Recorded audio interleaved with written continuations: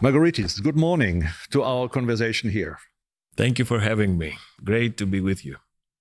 The priorities and the political guidelines which were set in 2019 have been influenced by many other things, right? COVID-19, geopolitical shifts, and also the war in the Ukraine. From your perspective, what were the learnings and the takeaways on cybersecurity from these past years? And is Europe ready for a warfare? If we look back at this political cycle, which is coming to an end in June with the European elections, these 5 years, I would say that we have been through an accelerator of problems, of crisis, but this was also the period that we had an acceleration of responses, of policy responses. So clearly what we saw, other than the pandemic, other than the war in Ukraine, we also saw more sophisticated cyber attacks. We also saw more targeted threats to public health systems, probably less in the financial services, more on public health. And we also saw a sophistication of instruments used against us, especially on ransomware. So it was a kaleidoscopic type of crisis and threats, but this at the same time helped to bring solid, robust European responses, both on the regulatory side, which were long overdue, but also, most importantly, on the operational side too. And I think it also galvanized a certain European robustness, resilience, that cyber is no longer an issue for the industry. Cybersecurity is an issue for society in Europe. And I think these past 5 years made this pretty clear. So when you look at Europe, you see Brussels and you see member states. With regard to cybersecurity, is there now more collaboration? Because cybersecurity only works with collaboration.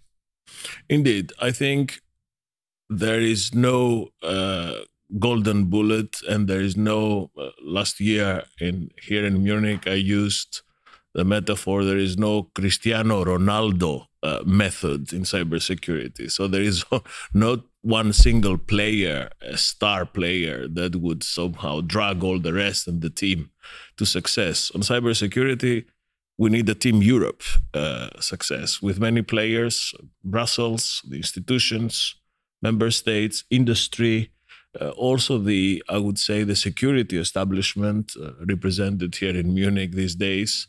We need this joint approach to cybersecurity. And in fact, most of the issues that we managed to produce at the European level, be it regulatory or operational, solidly relied on this communality. They were not pure EU instruments. They were instruments that involved industry and member states in full syntony. Yeah.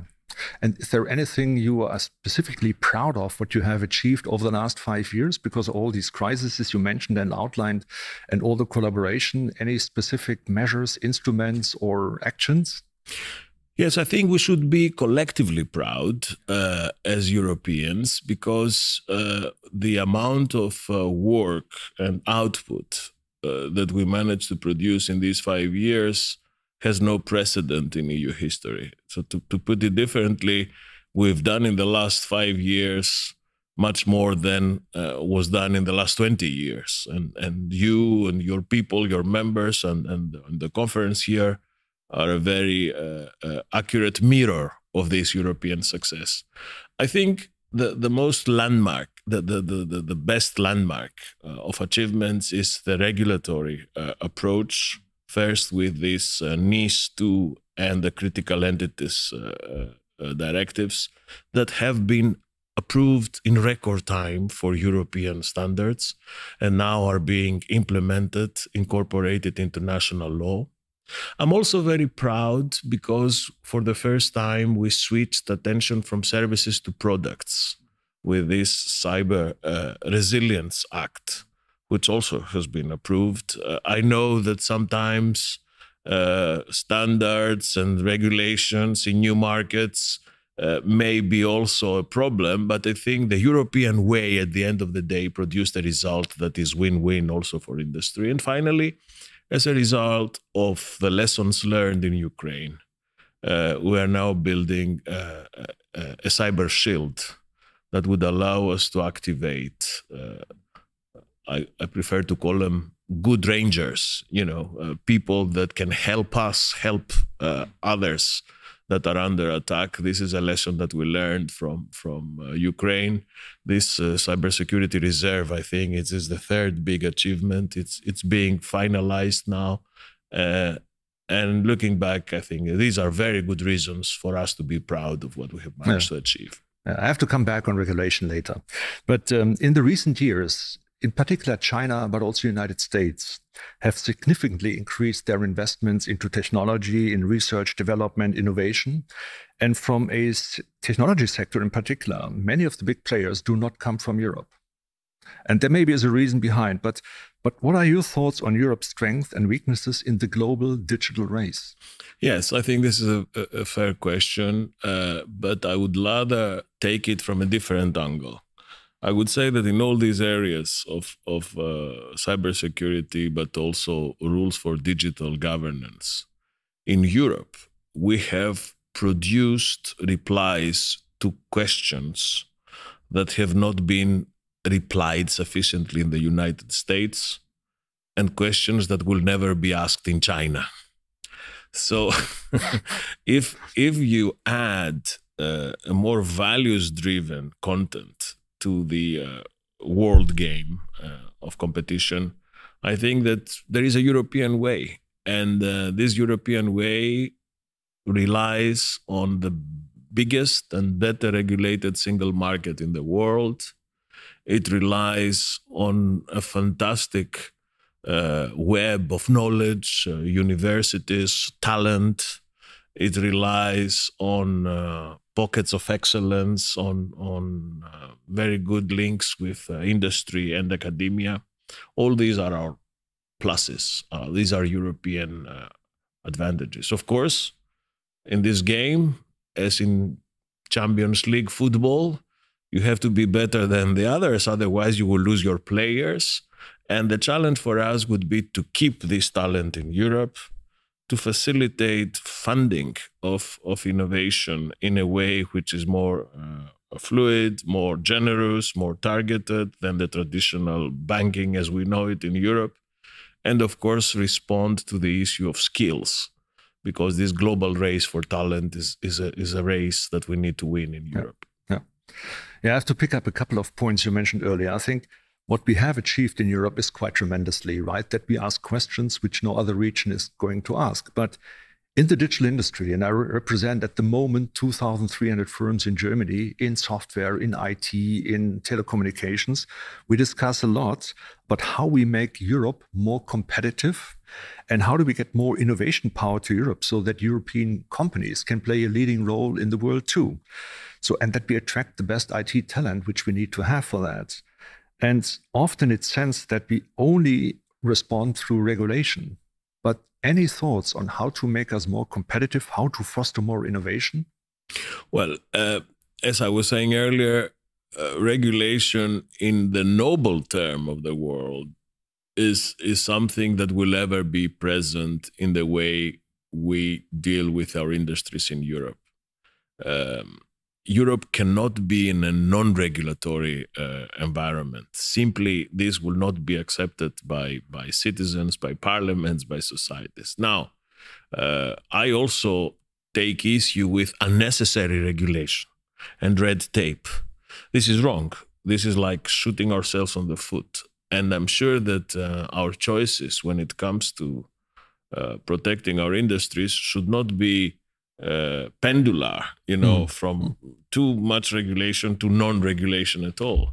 And if you look at our texts, I repeat, if you look at the Digital Services Act, which is now the Bible for digital governance in Europe, if you look at the NIS2, Critical Entities, Cyber Resilience Act, these are regulatory texts that are pertinent, edgy, crispy, but not unnecessary burdensome. I haven't sensed that they create a regulatory burden which is impossible to bear. Now, another area where I expect improvements, if you like, is funding.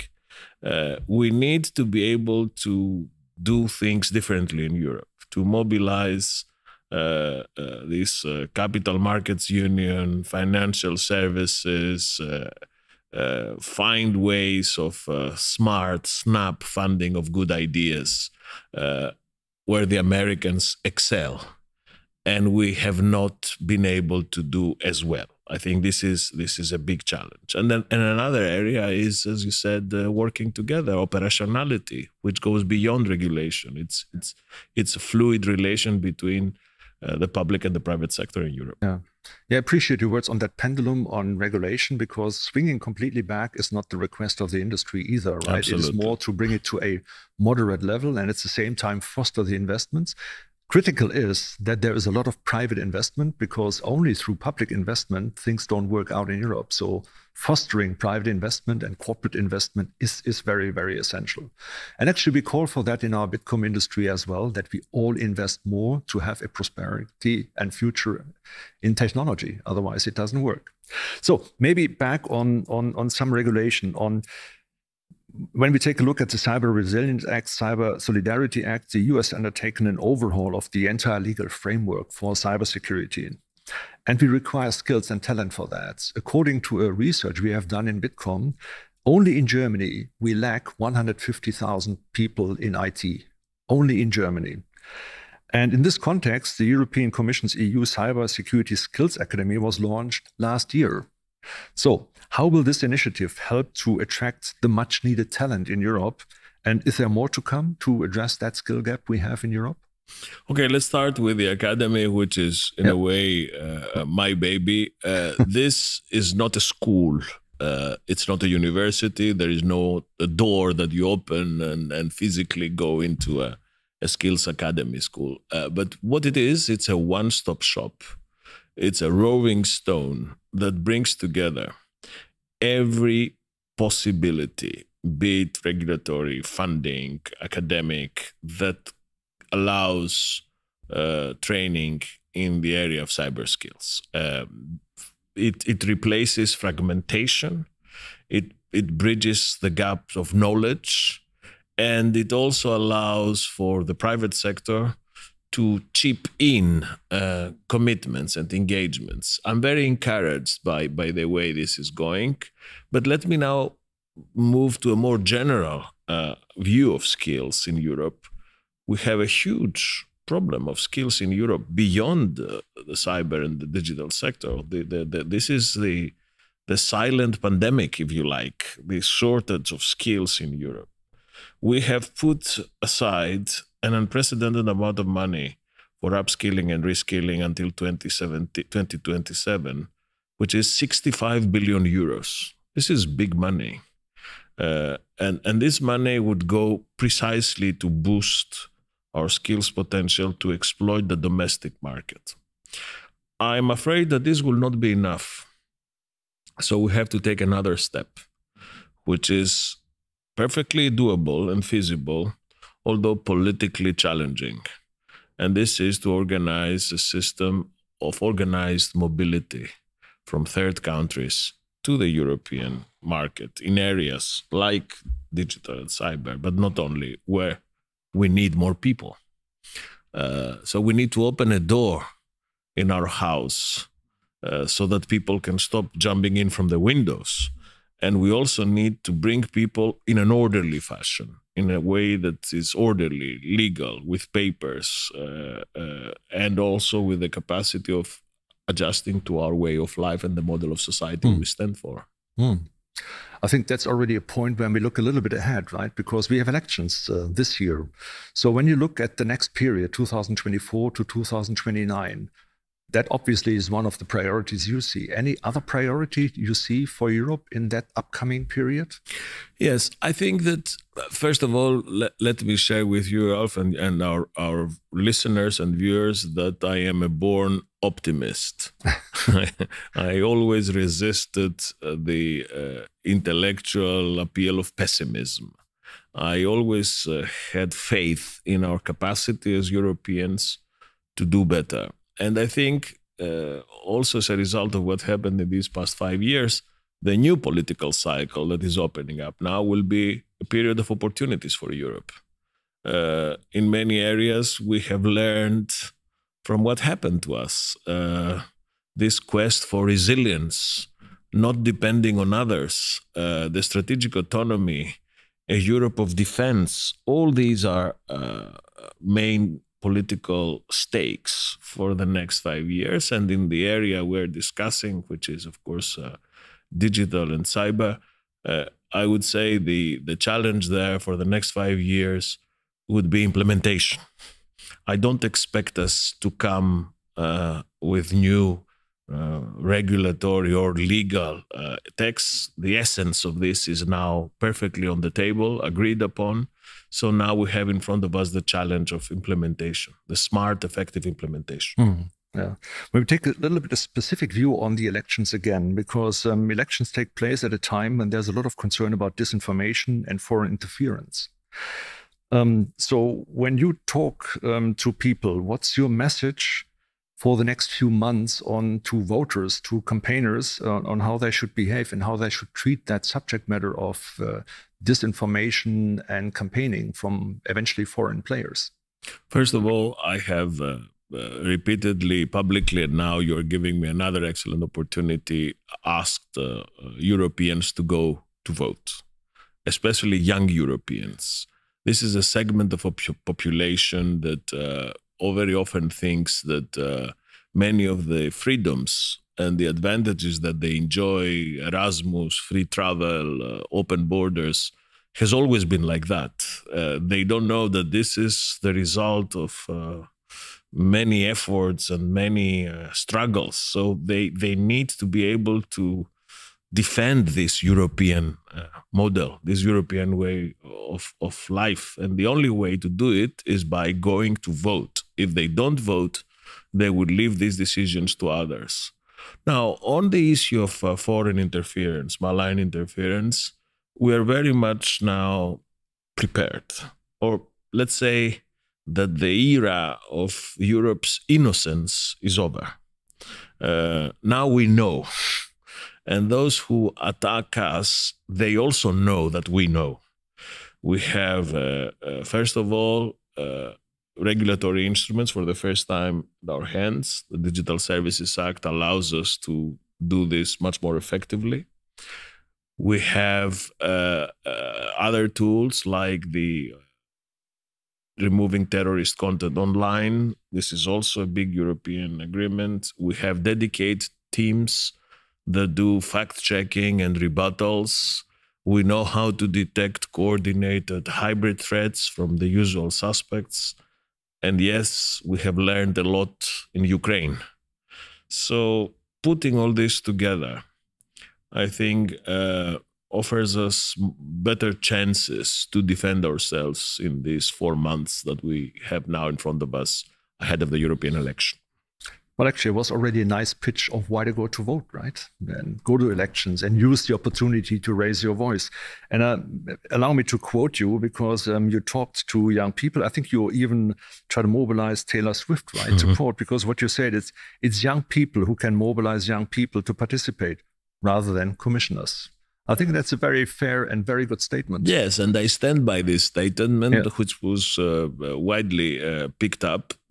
I think the commissioners, people like me, they do have a role to play, of course, as facilitators, as bridge builders. But when it comes to massive appeal to the youth, we need role models.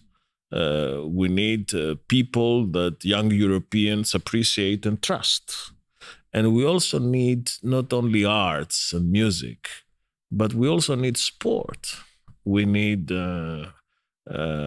people who go out and use their good name and very calmly, not passionately, objectively set out the cause for Europe.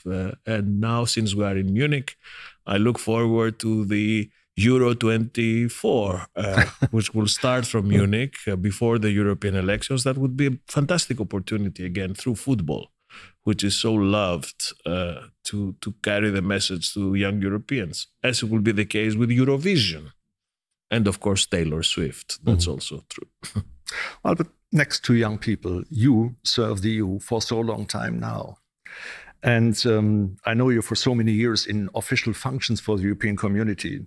So before we close our brief conversation, a bit more personal question to you. So after the election, where and in what function I'm going to see you again? I think the most intellectually honest answer to that is I do not know. My mandate expires on the 1st of December this year as of the current commission. And I think it's fair to say that regardless of what will happen to me, I will always be a strong defender of Europe, and a Europe of solutions, not a Europe of Brussels. I always defended a Europe that is able to produce things that make lives easier, not Brussels talking to Brussels. So regardless of the chair I will occupy, if any, you will always see me defending these principles. Well, many thanks for our discussion. My main takeaway is that we have moved a lot in the last 5 years in the European community, the European Union, because of all these many circumstances. But we also recognize there's still a long way to go. And your main point was we have laid the foundation, but implementation is key for the next 5 years. And in this sense, I hope to see you again, wherever and in whatever function. And thank you very much for our discussion. Thank you. Thank you.